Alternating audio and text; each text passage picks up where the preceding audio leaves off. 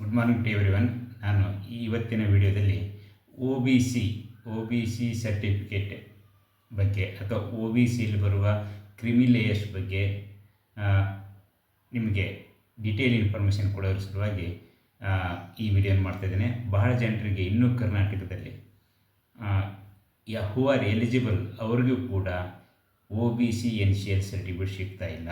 ಅದಕ್ಕೆ ಅವರಿಗೆ ಕ್ಲಾರಿಟಿ ಕೊಡೋದ್ರ ಸಲುವಾಗಿ ಕ್ರಿಮಿ ಲೇಯರ್ಸ್ ಬೇಕು ಅನ್ನೋದ್ರ ಬಗ್ಗೆ ನಾನು ಈ ವಿಡಿಯೋದಲ್ಲಿ ನಿಮಗೆ ಇನ್ಫಾರ್ಮೇಷನ್ ಕೊಡ್ತಾ ಇದ್ದೇನೆ. ಇದನ್ನು ಸ್ವಲ್ಪ ಗಮನವಿಟ್ಟು ಕೇಳಿ. ಇಲ್ಲಿಯ ಎಲ್ಲ ಪಾಯಿಂಟ್ಸ್ಗಳನ್ನು ಕೂಡ ನೀವು ಅರ್ಥ ಮಾಡಿಕೊಳ್ಳಿ. ಆ ಒಂದು ಅರ್ಥ ಮಾಡಿಕೊಂಡರೆ ನೀವು ನಿಮ್ಮ ಮಕ್ಕಳಿಗೆ ನೀವು OBC NCL ಸರ್ಟಿಫಿಕೇಟನ್ನು ತೆಗೆದುಕೊಂಡು ಅದರ ಯುಟಿಲೈಸೇಷನ್ ಮಾಡ್ಕೋಬೋದು, ಅಥವಾ that will be used for your children to get central government job or central government institution admission. ಈ ಸಲುವಾಗಿ ನಿಮ್ಮ ಮಕ್ಕಳಿಗೆ OBC NCL ಸರ್ಟಿಫಿಕೇಟ್ ಹೆಲ್ಪ್ ಆಗುತ್ತೆ ಅಂತಂದರೆ ನೀವು ಖಂಡಿತವಾಗಿಯೂ ಇದರ ಕ್ರಿಮಿ ಲೇಯರ್ಸ್ ಅಂದರೆ ಏನು, ಸರ್ಟಿಫಿಕೇಟ್ ಯಾರಿಗೆ ಸಿಗಬೇಕು, ನಿಮ್ಮ ಮಕ್ಕಳು ಇದಕ್ಕೆ ಅರ್ಹರೋ ಇಲ್ಲೋ ಅನ್ನೋದನ್ನು ನನ್ನ ಈ ವಿಡಿಯೋವನ್ನು ಪೂರ್ತಿಯಾಗಿ ನೋಡಿದರೆ ನಿಮಗೆ ಖಂಡಿತವಾಗಿ ಅರ್ಥವಾಗುತ್ತೆ. 30 ವರ್ಷಗಳ ನಂತರವೂ ಕೂಡ ಕರ್ನಾಟಕದಲ್ಲಿ 180 ಜನ who are eligible to get, ಯಾರಿಗೆ ಅರ್ಹತೆ ಇದೆಯೋ ಕೂಡ ಅವರು ಕೂಡ ತೆಗೆದುಕೊಂಡಿಲ್ಲ. Many people missed their opportunity in central government jobs and admission in education institution ಅಂತ ಹೇಳ್ತಾ ನಾನು ಈ ವಿಡಿಯೋವನ್ನು ಪ್ರಾರಂಭ ಮಾಡ್ತಾಯಿದ್ದೇನೆ. ಈಗ what is creamy layer? Creamy layers ಅಂದರೆ ಏನು? ಕ್ರಿಮಿ ಲೇಯರ್ಸ್ ಅಂತಂದರೆ ಯಾರನ್ನು OBC ಈ ಒಂದು ರಿಸರ್ವೇಷನ್ ಮೀಸಲಾತಿಯಿಂದ ಹೊರಗಿಡಲಿಕ್ಕೆ, ಅಂದರೆ ಯಾರು ಅಡ್ವಾನ್ಸ್ ಇದ್ದಾರೆ, ಯಾರು ವೆಲ್ದಿ ಪೀಪಲ್ ಇದ್ದಾರೆ, ಯಾರು ಶ್ರೀಮಂತರಿದ್ದಾರೆ, ಅಥವಾ ಈ ಸಮಾಜದಲ್ಲಿ ಸ್ವಲ್ಪ ಅನುಕೂಲಸ್ಥರಿದ್ದಾರೆ, ಮುಂದುವರೆದವರು ಇದ್ದಾರೋ ಅವರನ್ನು ಈ ಮೀಸಲಾತಿಯಿಂದ ಹೊರಗಿಟ್ಟು ನಿಜವಾದ ಅರ್ಹರಿಗೆ ಇದರ ಉಪಯೋಗ ಆಗಲಿ ಅನ್ನುವ ಉದ್ದೇಶದಿಂದ ಮಾಡಿದ ಒಂದು ನಿಯಮ. ಇಲ್ಲಿ ಕ್ರಿಮಿ ಲೇಯರ್ಸ್ ಅಂದರೆ ನಿಮಗೆ ವೆಲ್ದಿ ಪೀಪಲ್ ಮತ್ತು ಅಡ್ವಾನ್ಸ್ಡ್ ಪೀಪಲ್ ನೆನಪಿಟ್ಕೊಳ್ಳಿ. Who are wealthy and advanced in OBC category ಅವರನ್ನು ಕ್ರಿಮಿ ಲೇಯರ್ಸ್ ಅಂತ ಕರೀತಾರೆ. ಈ ಕ್ರಿಮಿ ಲೇಯರ್ಸ್ನಲ್ಲಿ ಯಾರ್ಯಾರು ಬರ್ತಾರೆ ಅನ್ನೋದನ್ನು ನಾವು ಒನ್ ಬೈ ಒನ್ ಇಲ್ಲಿ ನಮ್ಮ NCBC ಒಳಗೆ ಅಥವಾ ಸೆಂಟ್ರಲ್ ಗೌರ್ಮೆಂಟ್ 1993 ಒಳಗೆ OBC ರಿಸರ್ವೇಷನನ್ನು ಒಂದು ಕಾನೂನನ್ನು ತಂತು. ಅದರ ಪ್ರಕಾರ ಅಲ್ಲಿ ಯಾರು ಕ್ರಿಮಿ ಲೇಯರ್ಸಿಗೆ ಬರುತ್ತಾರೆ ಅನ್ನೋದನ್ನು ವಿವರವಾಗಿ ಅವತ್ತಿನಿಂದ ಇವತ್ತಿಗೂ ಏನೂ ಚೇಂಜಸ್ ಆಗಿಲ್ಲ, ಅದು ನೆನಪಿಟ್ಕೊಳ್ಳಿ. ಇವಾಗ ಲೇಟೆಸ್ಟ್ ಏನಾದ್ರು ಇರಬಹುದು, 1993 ಒಳಗೆ ಏನೇನು ಕ್ರೈಟೇರಿಯಾ ಮಾಡಿದ್ದಾರೆ, ಸ್ಟಿಲ್ ಇಟ್ ಈಸ್ ಕಂಟಿನ್ಯೂವಿಂಗ್. ಅದಕ್ಕಾಗಿ ನಾನು ಆ ಕ್ರೈಟೀರಿಯಾ ಏನು, ಕ್ರಿಮಿ ಲೇಯರ್ಸ್ ಅಂದ್ರೇನು, ಯಾರಿಗೆ OBC NCL ಸರ್ಟಿಫಿಕೇಟ್ ಸಿಗಲೇಬೇಕು ಅನ್ನೋದನ್ನು ನಾನು ಹೇಳ್ತೇನೆ. ಮೊದಲನೇದಾಗಿ ಇಲ್ಲಿ ಇನ್ಕಮ್ ಲಿಮಿಟ್. ಇಲ್ಲಿ ಸಹಜವಾಗಿ 8 ಲಕ್ಷಕ್ಕಿಂತ ಜಾಸ್ತಿ ಇದ್ದವರಿಗೆ, who are having more than 8 lakhs per annum income, ಅವರು ಇಲ್ಲಿ ಕ್ರಿಮಿ ಲೇಯರ್ಸ್ ಅಂತೇಳಿ ಯೂಶ್ವಲಿ ಜನರಲ್ ಆಗಿ ಮಾತಾಡ್ತಿರ್ತಾರೆ, ಅಥವಾ ಜನರಲ್ ಆಗಿ ಅವರು ಆನ್ಸರ್ ಕೊಡ್ತಾರೆ ರೆವಿನ್ಯೂ ಡಿಪಾರ್ಟ್ಮೆಂಟ್ನವರು, ಎಸ್ಪೆಷಲಿ ಇನ್ ಕರ್ನಾಟಕದಲ್ಲಿ. ಅದಕ್ಕಾಗಿ ನಾನು ಇದನ್ನು ಈ ವಿಡಿಯೋವನ್ನು ಕ್ಲಾರಿಟಿ ಕೊಡೋದ್ರ ಸಲುವಾಗಿ ನಾನು ಮಾಡ್ತಾಯಿದ್ದೇನೆ. ಇಲ್ಲಿ ಇನ್ಕಮ್ 8 lakhs ಇದೆ, ಆದರೆ ಹೌ ಟು ಕ್ಯಾಲ್ಕುಲೇಟ್ ಇನ್ಕಮ್, ಯಾವ ಸೋರ್ಸಿಂದ ಇನ್ಕಮ್ ಇರಬೇಕು ಅನ್ನೋದನ್ನು ನಾನು ಮುಂದೆ ಹೇಳ್ತೇನೆ. ಈಗ ಅದಕ್ಕೂ ಮುಂಚೆ ಯಾರು ಕ್ರಿಮಿ ಲೇಯರ್ಸ್ ಅನ್ನೋದು ನಿಮ್ಗೆ ಹೇಳ್ತೇನೆ. ಮೊದಲನೇದಾಗಿ ಇಲ್ಲಿ ನಿಮ್ಮ ಇನ್ಕಮ್ ಆಧಾರದ ಮೇಲೆಲ್ಲ, ಸ್ಟೇಟಸ್ ಆಧಾರದ ಮೇಲೆ, ನಿಮ್ಮ ಈ ಸಮಾಜದಲ್ಲಿ ಸೊಸೈಟಿಯಲ್ಲಿ ನಿಮ್ಮ ಪ್ಲೇಸ್ ಎಲ್ಲಿದೆ ಆ ಒಂದು ಆಧಾರ, ನಿಮ್ಮ ಸ್ಟೇಟಸ್ ಆಧಾರದ ಮೇಲೆ ಈ OBC NCLನ್ನು ನೀಡಬೇಕು. ಮೊದಲನೇದಾಗಿ ಕಾನ್ಸ್ಟಿಟ್ಯೂಷನಲ್ ಪೋಸ್ಟ್ನಲ್ಲಿದ್ದಾರೋ, ಅಂದರೆ ಸಂವಿಧಾನಾತ್ಮಕ ಹುದ್ದೆಗಳಲ್ಲಿ ಯಾರು ಇದ್ದಾರೆ, ಅಂದರೆ ಪ್ರೈಮ್ ಮಿನಿಸ್ಟರಿಂದ ಹಿಡಿದು MLA ವರೆಗೆ, prime minister, ministers, MPs, MLAs, ಇವರ ಮಕ್ಕಳಿಗೆ ಈ OBC NCL ಸಿಗೋದಿಲ್ಲ. ದೇ ಆರ್ ಕ್ರಿಮಿ ಲೇಯರ್ಸ್. ಅವರು ಕೆನೆ ಪದರಿನಲ್ಲಿ ಬರುವಂಥ ಕೆಟಗರಿ ಯಾರು ಅಂದರೆ ಸಂವಿಧಾನಾತ್ಮಕ ಹುದ್ದೆಗಳಲ್ಲಿ ಇರುವಂಥವರು. ಇದು ಮೊದಲನೇ ಪಾಯಿಂಟ್. ಇವರನ್ನು ಬಿಟ್ಟು ಉಳಿದವರು ಯಾರು ಬರೋದಿಲ್ಲ. ಇನ್ನು ಸರ್ಕಾರಿ ನೌಕರರಲ್ಲಿ ಇದು ಭಾಳ ಭಾಳ ಭಾಳ important. More people affected due to this income ಆ ಒಂದು ಗೋಸ್ಕರ ನಾನು ಹೇಳ್ತಿದ್ದೇನೆ. ಎಲ್ಲ ಎಂಪ್ಲಾಯೀಸು ಕ್ಲಿಯರಾಗಿ ಕೇಳ್ಕೊಳ್ಳಿ. ಕ್ಲಾಸ್ 1 ಆಫೀಸರ್ ಆಗಿದ್ದರೆ ನೀವು ಅವರ ಮಕ್ಕಳಿಗೆ ಬರುವುದಿಲ್ಲ. ಅದು 40 ವರ್ಷಗಳ ಒಳಗೆ ಕ್ಲಾಸ್ 1 ಆಫೀಸರ್ ಆಗಿದ್ದರೆ ಅವರು ಕ್ರಿಮಿಲೇಯರ್ಸ್ ಆಗುತ್ತಾರೆ. ಈಗ ನಾನು ಹೇಳಿದ್ದು ಸಂವಿಧಾನಾತ್ಮಕ ಹುದ್ದೆಗಳಲ್ಲಿರುವಂಥ MP, MLA, ಮಿನಿಸ್ಟರ್ಸು ಆ ಹುದ್ದೆಗಳಲ್ಲಿರುವವರಿಗೆ ಇದು ಬರೋದಿಲ್ಲ. ಅವರ ಮಕ್ಕಳಿಗೆ OBC NCL ಸಿಗೋದಿಲ್ಲ, ಅವರು ಕ್ರಿಮಿಲೇಯರ್ಸು. ಅದೇ ರೀತಿ class 1 officers who became class 1 officer before at the age of 40, 40 ವರ್ಷದ ಒಳಗೆ ಕ್ಲಾಸ್ 1 ಆಫೀಸರ್ ಯಾರಾಗಿದ್ದಾರೆ ಅವರು ಕ್ರಿಮಿಲೇಯರ್ಸು. ಅವರ ಮಕ್ಕಳಿಗೆ OBC NCL ಸರ್ಟಿಫಿಕೇಟ್ ಸಿಗೋದಿಲ್ಲ. ಇನ್ನೊಂದು ಇದೆ ಇಲ್ಲಿ, ಯಾರ ಪೇರೆಂಟ್ಸ್ ತಾಯಿ ಇಬ್ಬರು ಕ್ಲಾಸ್ 2 ಆಫೀಸರ್ಸ್ ಅಥವಾ ಕ್ಲಾಸ್ B ಆಫೀಸರ್ಸ್, ಅದು ಡೈರೆಕ್ಟ್ಲಿ ರಿಕ್ರೂಟೆಡ್, ನೇರ ನೇಮಕಾತಿಯಲ್ಲಿ ಇಬ್ಬರು ಕ್ಲಾಸ್ 2 ಆಫೀಸರ್ಸ್ ಆಗಿದ್ದರೆ ಅವರ ಮಕ್ಕಳಿಗೆ ಈ ಸರ್ಟಿಫಿಕೇಟ್ ಸಿಗೋದಿಲ್ಲ. ಅಂದರೆ ಅವರು ಕ್ರಿಮಿಲೇಯರ್ಸ್. ಇಲ್ಲಿ ನೋಡಿ, ಕ್ರಿಮಿಲೇಯರ್ಸ್ 3 ವಿಭಾಗ. ಒಂದು, ಯಾರು who are in constitutional post, ಅಂದರೆ MP, MLA, ಮಿನಿಸ್ಟರ್ಸು, ಅವ್ರು ಬರೋದಿಲ್ಲ, ಅವರು ಕ್ರಿಮಿಲೇಯರ್ಸು. ಅದೇ ರೀತಿ who became class 1 officer before at the age of 40, 40 ವರ್ಷದ ಒಳಗಿನೇ ಕ್ಲಾಸ್ 1 ಆಫೀಸರ್ ಆಗಿದ್ದಿದ್ದರೆ ಅವರು ಕ್ರಿಮಿಲೇಯರ್ಸು.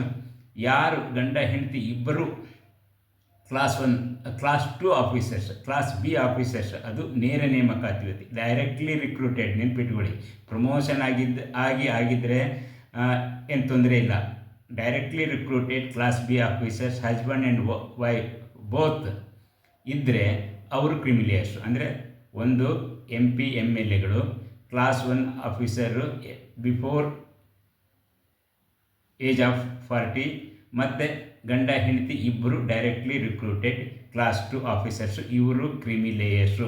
ಇವರ ಮಕ್ಕಳಿಗೆ OBC NCL ಸರ್ಟಿಫಿಕೇಟ್, ನಾನ್ ಕ್ರಿಮಿಲೇಯರ್ ಸರ್ಟಿಫಿಕೇಟು ಸಿಗೋದಿಲ್ಲ. ಉಳಿದವರು ಎಲ್ಲರ ಮಕ್ಕಳಿಗೂ ಕೂಡ ನೆನಪಿಟ್ಕೊಳ್ಳಿ, ನೀವೇನಾದರೂ ಈ 3 ಕೆಟಗರಿ ಒಳಗೆ ಇಲ್ಲ ಅಂತಂದರೆ, ಈ ಎಸ್ಪೆಷಲಿ ಗೌರ್ಮೆಂಟ್ ನೌಕರರು ಕ್ಲಾಸ್ 1 ಆಫೀಸರ್, ನೀವು 40 ವರ್ಷಗಳಿಗಿಂತ ಮುಂಚೆನೇ ಕ್ಲಾಸ್ 1 ಆಫೀಸರ್ ಆಗಿದ್ದರೆ, ಅಥವಾ ನೀವು ಗಂಡ ಹೆಂಡತಿ ಇಬ್ಬರು ಜಾಬ್ನಲ್ಲಿದ್ದು ಇಬ್ಬರು ಕ್ಲಾಸ್ 2 ಆಫೀಸರ್ಸು, ಅದು ಡೈರೆಕ್ಟ್ಲಿ ರಿಕ್ರೂಟೆಡ್, ನೇರ ನೇಮಕಾತಿ ಆಗಿದ್ದಲ್ಲಿ, ಪ್ರಮೋಷನ್ ಆಗಿದ್ದರಲ್ಲಿ ಪ್ರಾಬ್ಲಮ್ ಇಲ್ಲ, ಅವರು ಕ್ರಿಮಿಲೇಯರ್ಸು. ಇವರ ಮಕ್ಕಳನ್ನು ಹೊರತುಪಡಿಸಿ ಉಳಿದ ಎಲ್ಲರಿಗೂ ಕೂಡ, ಪ್ರತಿ ಎಂಪ್ಲಾಯೀಸಿಗೂ ಕೂಡ ಅವರ ಸ್ಯಾಲರಿಯನ್ನು ನೋಡದೆ, ಸ್ಯಾಲರಿಯನ್ನು ಇಲ್ಲಿ ಕನ್ಸಿಡರ್ ಮಾಡುವಂಗಿಲ್ಲ, ನಿಮ್ಮ ಪೊಸಿಷನ್ ಮಾತ್ರ ಕನ್ಸಿಡರ್ ಮಾಡಬೇಕು. ಇದು ವೆರಿ ಕ್ಲಿಯರ್ ಆಗಿದೆ. ಇವರೆಲ್ಲರಿಗೂ ಅಂದರೆ ಉಳಿದ ಎಲ್ಲ ಎಂಪ್ಲಾಯೀಸ್ ಮಕ್ಕಳಿಗೂ ಕೂಡ OBC NCL ಸರ್ಟಿಫಿಕೇಟ್ ಸಿಗಲೇಬೇಕು. ಇದಕ್ಕಾಗಿ ನಿಮಗೆ ಹೆಚ್ಚು ಇನ್ಫಾರ್ಮೇಷನನ್ನು ಹೆಂಗೆ ತೊಗೋಬೇಕು ಅನ್ನೋದನ್ನು ಹೇಳ್ತೇನೆ. ಮೊದಲನೇದಾಗಿ ನಿಮ್ಮ ಕಮ್ಯುನಿಟಿ ಈ OBC ಸೆಂಟ್ರಲ್ ಲಿಸ್ಟ್ನಲ್ಲಿ ಇದೆಯೋ ಅನ್ನೋದನ್ನು ನೀವು ಚೆಕ್ ಮಾಡ್ಕೋಬೇಕು. ಅಂದರೆ ನಾವು OBC ನಮಗೆ ಇಲ್ಲಿ ಸ್ಟೇಟ್ OBC ಅಂದರೆ ಕೆಟಗರೀಸ್ ಇದಾವಲ್ಲ, 2A, 2B, 3rd A, 3rd B ಎಲ್ಲ ಬರೋರೆಲ್ಲರೂ, most of the people they are there in the OBC central list. ಆದರೆ ಕೆಲವೊಂದು ಜಾತಿಗಳು ಹೆಸರುಗಳು ಆ ಲಿಸ್ಟ್ನಲ್ಲಿಲ್ಲ. ಅವರು ಯಾರು ಇಲ್ಲ, ನಿಮ್ಮದು ಚೆಕ್ ಮಾಡ್ಕೋಬೇಕಂದ್ರೆ ನೀವು NCBC, national commission of backward classes ಅಂತ ಒಂದು NCBC ಅಂತ ಇದೆ, ಅಥವಾ DOPT, department of personal and training, ಈ ವೆಬ್ಸೈಟ್ಗಳಿಗೆ ಹೋಗಿ ಅಲ್ಲಿ ಸೆಂಟ್ರಲ್ ಲಿಸ್ಟ್ ಆಫ್ OBC ಅಂತ ಚೆಕ್ ಮಾಡಿದರೆ ನಿಮಗೆ ಈ ಸೆಂಟ್ರಲ್ ಲಿಸ್ಟ್ ಸಿಗುತ್ತೆ, OBC ಸೆಂಟ್ರಲ್ ಲಿಸ್ಟ್. ಆ ಲಿಸ್ಟ್ನಲ್ಲಿ ಸ್ಟೇಟ್ ವೈಸ್ ಜಾತಿಗಳ ಹೆಸರುಗಳಿದ್ದಾವೆ. ಆ ಕರ್ನಾಟಕ ಓಪನ್ ಮಾಡಿ, ಕರ್ನಾಟಕದಲ್ಲಿರುವ ಜಾತಿಗಳ ಹೆಸರಿನಲ್ಲಿ ನಿಮ್ಮ ಕಮ್ಯುನಿಟಿ ಹೆಸರು, ನಿಮ್ಮ ಕ್ಯಾಸ್ಟ್ ನೇಮು ಅಥವಾ ನಿಮ್ಮ ಜಾತಿ ಹೆಸರು ಇದೆಯೋ ಇಲ್ಲವೋ ಎಂಬುದನ್ನು ಮೊದಲನೇದಾಗಿ ಚೆಕ್ ಮಾಡಿಕೊಳ್ಳಿ. ಅದರ ನಂತರ ಅಕಸ್ಮಾತ್ ಇಲ್ಲದಿದ್ದರೆ ನೀವು ಈ OBC ಸರ್ಟಿಫಿಕೇಟ್ ತಗೊಳ್ಳಿಕ್ಕೆ ಬರೋದಿಲ್ಲ. ಇನ್ನು ಅಲ್ಲೇನಾದರೂ ನಿಮ್ಮ ಜಾತಿ ಹೆಸರಿದ್ದರೆ ನೀವು ಎಲಿಜಿಬಲ್. ಆಮೇಲೆ ನಿಮ್ಮ ತಂದೆ ಕ್ಲಾಸ್ 1 ಆಫೀಸರ ನೋಡ್ಕೊಳ್ಳಿ, ಅದು ಬಿಫೋರ್ ಏಜ್ ಆಫ್ 40, 40ರೊಳಗೆ ಕ್ಲಾಸ್ 1 ಆಫೀಸರ್ ಆಗಿದ್ದರೆ ನಿಮ್ಮ ತಂದೆಯವರು ಅವ್ರಿಗೆ ಬರೋದಿಲ್ಲ. ಮತ್ತು ನಿಮ್ಮ ತಂದೆ ತಾಯಿ ಇಬ್ಬರು ಕ್ಲಾಸ್ 2 ಆಫೀಸರ್ಸ್ ಆಗಿದ್ದರೆ, ನೇರ ನೇಮಕಾತಿಯಲ್ಲಿ ಡೈರೆಕ್ಟ್ಲಿ ರಿಕ್ರೂಟೆಡ್ ಕ್ಲಾಸ್ 2 ಆಫೀಸರ್ಸ್ ಆಗಿದ್ದರೆ ನಿಮಗೆ ಅವ್ರ ಮಕ್ಕಳಿಗೆ ಇದು ಬರೋದಿಲ್ಲ. ಇಷ್ಟನ್ನು ಹೊರತುಪಡಿಸಿ ನಿಮ್ಮ ಇನ್ಕಮ್ ಎಷ್ಟೇ ಇರಲಿ, ಸ್ಯಾಲರಿ ಎಷ್ಟೇ ಇರಲಿ ಅಥವಾ ಬೇರೆ ಯಾವುದೇ ಇನ್ಕಮ್ ಅಂದರೆ ಅಗ್ರಿಕಲ್ಚರ್ ಇನ್ಕಮ್ ಎಷ್ಟೇ ಇದ್ದರೂ ಕೂಡ ನಿಮಗೆ OBC NCL ಸರ್ಟಿಫಿಕೇಟ್ ಸಿಗಲೇಬೇಕು. ಇನ್ನು ಇನ್ಕಮ್ ಕ್ಯಾಲ್ಕುಲೇಷನನ್ನು ಹೇಗೆ ಮಾಡಬೇಕು ಅನ್ನೋದನ್ನು ಹೇಳ್ತೀನಿ. ಸಾಮಾನ್ಯವಾಗಿ ನೀವು ಈ ಸರ್ಟಿಫಿಕೇಟ್ ಅಪ್ಲೈ ಮಾಡಿದಾಗ ಅವ್ರು ಕೇಳ್ತಾರೆ ನಿಮ್ಮ ಪೇ ಸ್ಲಿಪ್ಪನ್ನು, ನೀವು ಕೊಡಿ ಪೇ ಸ್ಲಿಪ್, ನೋ ಪ್ರಾಬ್ಲಮ್. ಆದರೆ ಅವರು 8 ಲಕ್ಷಕ್ಕಿಂತ ಜಾಸ್ತಿ ಇದ್ರೂ ಬರೋದಿಲ್ಲ ಅಂತ ಇದು usually they will tell like that. 8 ಲಕ್ಷಕ್ಕಿಂತ ಜಾಸ್ತಿ ಇದೆ, ನಿಮ್ಮ ಇನ್ಕಮು ಬರೋದಿಲ್ಲ. ಇಲ್ಲಿ ಕರ್ನಾಟಕ ಕ್ರೈಟೀರಿಯಾ ಬೇರೆ ಇದೆ, ಅಲ್ಲಿದ್ದು ಬೇರೆ ಇದೆ. ಅದಕ್ಕಾಗಿ ನೀವು ಈ NCBCಯಲ್ಲಿ ನಿಮ್ಮ ಒಂದು ಈ ಕ್ರೈಟೀರಿಯಾ ಆರ್ಡರ್ಸ್ಗಳನ್ನು ಡೌನ್ಲೋಡ್ ಮಾಡ್ಕೊಳ್ಳಿ, ಅವ್ರಿಗೆ ತೋರಿಸಿ ಹೀಗಿದೆ ನನಗೆ OBC NCL ಸರ್ಟಿಫಿಕೇಟ್ ಬೇಕು for central government job or education institution admission, ಹೀಗೆ ಕ್ಲಿಯರಾಗಿ ಹೇಳಿ ಈ ಥರ ಇದೆ ಅಂಥೇಳಿ ನೀವು ಅವ್ರಿಗೆ ಕನ್ವಿನ್ಸ್ ಮಾಡಲಿಕ್ಕೆ ಟ್ರೈ ಮಾಡಿ. ಇಲ್ಲ ಅಂತಂದರೆ ನೀವು ಅಪ್ಲಿಕೇಶನನ್ನು ಕೊಡಿ ತಹಸೀಲ್ದಾರಿಗೆ, ಎನ್ಕ್ಲೋಸಿಂಗ್ ಆಲ್ ದಿಸ್ ಡಾಕ್ಯುಮೆಂಟ್ಸ್, ಆವಾಗ ಅವರು ಕೊಡಲೇಬೇಕಾಗ್ತದೆ, ಯಾವುದೇ ಕಾರಣಕ್ಕೂ ಆಗೋದಿಲ್ಲ. ಇನ್ನು ಇನ್ಕಮನ್ನು ಹೇಗೆ ಕ್ಯಾಲ್ಕುಲೇಷನ್ ಮಾಡಬೇಕು ಅನ್ನೋದನ್ನು ನಾನು ಹೇಳ್ತೇನೆ. Income from salary, income from agriculture ಅಂದರೆ ನಿಮ್ಮ ನೌಕರಿಯಿಂದ ನಿಮ್ಮ ಅಗ್ರಿಕಲ್ಚರ್ ಲ್ಯಾಂಡ್ ಏನಾದ್ರು ಇದ್ದರೆ ಆ ಒಂದು ಆದಾಯ ಏನಾದರೂ ಇದ್ದರೆ ಅವು ಎರಡನ್ನೂ ಹೊರತುಪಡಿಸಿ ನೆನಪಿಟ್ಕೊಳ್ಳಿ, except salary and agriculture income, ಇವೆರಡನ್ನೂ ಹೊರತುಪಡಿಸಿ if you have any other source of income ಅಂದರೆ ಇಂಡಸ್ಟ್ರಿ ಎಷ್ಟಾಗಿದ್ದರೆ ಅಥವಾ ದೊಡ್ಡ ಬಿಸ್ನೆಸ್ ಇದ್ದರೆ ಈ ರೀತಿಯೊಳಗೆ ಅಂದರೆ ಫಾರ್ಮ್ ನಂಬರ್ 16ನಲ್ಲಿ ಇನ್ಕಮ್ ಟ್ಯಾಕ್ಸ್ ಫಾರ್ಮ್ ನಂಬರ್ 16ನಲ್ಲಿ ನಿಮ್ಮ ಸ್ಯಾಲರಿ ಮತ್ತು ಅಗ್ರಿಕಲ್ಚರ್ ಕಾಲಮನ್ನು ಬಿಟ್ಟು ಉಳಿದ ಕಾಲಮ್ನಲ್ಲಿ ನಿಮ್ಮ from other sources if you have more than 8 lakhs income, ಅಲ್ಲೇನಾದರೂ ಇನ್ಕಮ್ ಟ್ಯಾಕ್ಸ್ ಫಾರ್ಮ್ನಲ್ಲಿ ನಿಮ್ಗೆ ಏನಾದರೂ ತೋರಿಸಿದ್ದಿದ್ರೆ ಅವರು ಮಾತ್ರ ಈ OBC NCL ಸರ್ಟಿಫಿಕೇಟ್ ತೊಗೊಳ್ಳಿಕ್ಕೆ ಅರ್ಹರಲ್ಲ. They are not eligible to get, they are wealthy people ಅಂತ ಕನ್ಸಿಡರ್ ಮಾಡುತ್ತೆ. ಅದು 3 years ಕಂಟಿನ್ಯೂಯಸ್ ಆಗಿ 8 ಲಕ್ಷಕ್ಕಿಂತ ಜಾಸ್ತಿ ಇದ್ದರೆ ಮಾತ್ರ ನಿಮಗೆ ಬರೋದಿಲ್ಲ. ಅದಕ್ಕಾಗಿ ನಾನು ಹೇಳ್ತಾ ಇದ್ದೇನೆ, most of the people 99 people government employees children are eligible to get this certificate except class 1 and class 2 officers who are both husband and wife are working as class 1 officer directly recruited. ಇವು ನೆನಪಿಟ್ಕೊಂಡು ಈ criterion ತಿಳ್ಕೊಂಡು ನಿಮ್ಮ OBC NCL certificate ತೆಗೆದುಕೊಂಡು ಇದರ ಉಪಯೋಗ ಮಾಡಿಕೊಳ್ಳಿ ಅಂಥೇಳಿ ನಾನು ಹೇಳ್ತೇನೆ. ಯಾಕೆಂತಂದರೆ ಈ ಲಾಸ್ಟ್ 30 yearsನಲ್ಲಿ 30-40 years ಆಯಿತು ಆಲ್ಮೋಸ್ಟ್ OBC ರಿಸರ್ವೇಷನ್ ಬಂದು 30-35 years ಆಯಿತು. ಈ 30-35 yearsನಲ್ಲಿ ಬಹಳ ಮಂದಿ 190ಕ್ಕಿಂತ ಹೆಚ್ಚು ಜನ ಮಿಸ್ ಮಾಡ್ಕೊಂಡಿದ್ದಾರೆ. Even though they are eligible to get this certificate, who tried for UPSC to get IAS IPS post, ಅವರು ಕೂಡ ಮಿಸ್ ಮಾಡ್ಕೊಂಡಿದ್ದಾರೆ ಡ್ಯೂ ಟು ದಿಸ್. ಇದನ್ನು ಈ ಒಂದು ಜನರ ಅವೇರ್ನೆಸ್ ಸಲುವಾಗಿ ನಾನು ಈ ವಿಡಿಯೋನ ಮಾಡ್ತಾಯಿದ್ದೇನೆ. Please share this with your friends ಅಥವಾ ನಿಮ್ಮ ರಿಲೇಟಿವ್ಸ್, ಯಾರಿಗೆ ಇದರ ಅಗತ್ಯ ಇದೆ OBC NCL ಸರ್ಟಿಫಿಕೇಟ್ ಅವರಿಗೆ ಪ್ಲೀಸ್ ಈ ಒಂದು ವಿಡಿಯೋನ ಶೇರ್ ಮಾಡಿಕೊಳ್ಳಿ ಅಥವಾ ಇದರ ಬಗ್ಗೆ ಹೇಳಿ, ಈ ಥರ ಕ್ರೈಟೀರಿಯಾ ಇದೆ, ನೀವು ಫೈಟ್ ಮಾಡಿ ತೆಗೆದುಕೊಳ್ಳಿ ಅಂತ. ಅದಕ್ಕಾಗಿ ಇದು ಕ್ರಿಮಿ ಲೇಯರ್ಸ್ ಬಗ್ಗೆ ನಾನು ನಿಮ್ಗೆ ಹೇಳಿದ್ದೇನೆ, ಯಾರ್ಯಾರು ಕ್ರಿಮಿ ಲೇಯರ್ಸು ಮತ್ತು ಯಾರಿಗೆ OBC NCL ಸಿಗಲೇಬೇಕು. ಇನ್ನು ಮುಂದೆ ಇದ್ರ ಬಗ್ಗೆ ಹೆಚ್ಚಿನ ವಿವರವನ್ನು ಅಂದರೆ ನಾನ್ ಕ್ರಿಮಿ ಲೇಯರ್ಸ್ ಅಂದರೆ ಇವರನ್ನು ಬಿಟ್ಟು ಉಳಿದರೆಲ್ಲರೂ ನಾನ್ ಕ್ರಿಮಿ ಲೇಯರ್ಸ್ ನೆನಪಿಟ್ಕೊಳ್ಳಿ. OBC NCL OBC ಬೇರೆ, OBC NCL ಬೇರೆ. OBC ಅಂತಂದರೆ ಈ ಕ್ರಿಮಿ ಲೇಯರ್ಸ್ನ ಬರೋರು, OBC NCL ಅಂತಂದರೆ ಆ ಕ್ರಿಮಿ ಲೇಯರ್ಸನ್ನು ಬಿಟ್ಟು ಉಳಿದವರೆಲ್ಲರೂ OBC NCL. ಇದು ನಿಮಗೆ ಕ್ಲಿಯರ್ ಆಯಿತು ಅಂತ ತಿಳ್ಕೊಂಡಿದ್ದೇನೆ.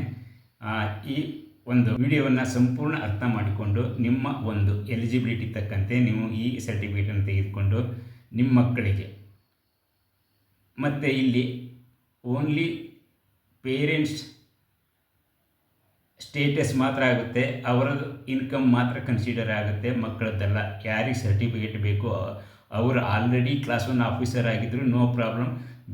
ಓನ್ಲಿ ಪೇರೆಂಟ್ಸ್ ಸ್ಟೇಟಸ್ಸಿನ ಮೇಲೆ ಈ ಸರ್ಟಿಫಿಕೇಟ್ ಕೊಡ್ತಾರೆ. ಅದಕ್ಕಾಗಿ ನಾನು ಆಲ್ರೆಡಿ ಕ್ಲಾಸ್ 1 ಆಫೀಸರ್ ಇದ್ದೇನೆ ಅಥವಾ ಕ್ಲಾಸ್ 2 ಆಫೀಸರ್ ಇದ್ದೇನೆ, ನನ್ನ ಇನ್ಕಮ್ ಜಾಸ್ತಿ ಇದೆ, ನನಗೆ ಬರೋದಿಲ್ಲ, ದಿಸ್ ಈಸ್ ರಾಂಗ್. ನಿಮ್ಮ ತಂದೆ ತಾಯಿ ಮಾತ್ರ ನೋಡಿ ಆ ಸರ್ಟಿಫಿಕೇಟನ್ನು ನೀವು ಪಡಿಬೇಕಾಗ್ತದೆ. ಅದಕ್ಕಾಗಿ ನೀವು go through the government orders in CBC ಅಥವಾ DOPT ಒಳಗೆ ನಿಮಗೆ ಹೂ ಆರ್ ಕ್ರಿಮಿಲಿಯರ್ಸ್, ಹೂ ಆರ್ ನಾನ್ ಕ್ರಿಮಿಲಿಯರ್ಸ್, ಅಥವಾ ನಿಮ್ಮ ಕಮ್ಯುನಿಟಿ ಈ ಸೆಂಟ್ರಲ್ ಲಿಸ್ಟ್ನಲ್ಲಿ ಇದೆಯೋ ಇಲ್ವೋ, ಹಲವಾರು ವಿಷಯಗಳು ನಿಮಗೆ ಸಿಗ್ತವೆ. ನೀವೇ ಓದ್ಕೊಳ್ಳಿ. ಅದರ ಪ್ರಕಾರ ನಿಮ್ಮ ಎಲಿಜಿಬಿಲಿಟಿ ತಕ್ಕಂತೆ ನಿಮ್ಮ ಪ್ರಮಾಣ ಪತ್ರ ಪಡೆದು ಸದುಪಯೋಗ ಮಾಡಿಕೊಳ್ಳಿ. ನಿಮ್ಮ ಮಕ್ಕಳಿಗೆ ಉಪಯೋಗ ಆಗಲಿ ಅಂತ ಹೇಳ್ತಾ ನಾನು ಈ ವಿಡಿಯೋನ ಮುಗಿಸ್ತೇನೆ. Okay, thank you.